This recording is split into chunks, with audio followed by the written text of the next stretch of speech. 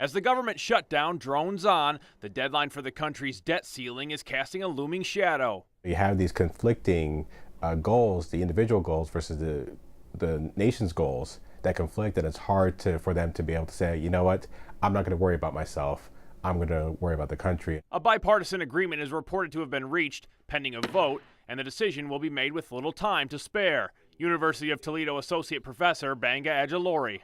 It's natural human tendencies. I mean, I could assign my students a paper due December 1st, and every single one of them is going to start on November 30th. But these are not college students. These are our elected officials, unable to agree in a timely manner. We all wait to the last second because then it's the deadline, and that forces us to act. And an agreement will only extend the debt ceiling for a short time, like pushing the country's debt to the edge of a cliff just to pull it back ever so slightly. The date of the lifting debt ceiling is January 15th, which means sometime early January, you're probably going to be back here asking me the same questions.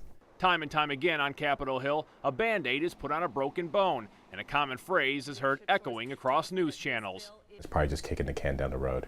But to be fair, kicking that proverbial can is much better than the alternative to not being able to pay the country's bills. The biggest impact is going to be on our credit rating, and on our bonds are going to be downgraded, and therefore it's going to be more expensive for us to borrow. Higher interest rates would then have impacts on, mortgages, car loans, things like that. Ajilori says there is some reserve money as a cushion, but that will only last until the end of the month. And frankly, people are tired of being the pawns in this political squabble. Chris Del Camp, WNWO News.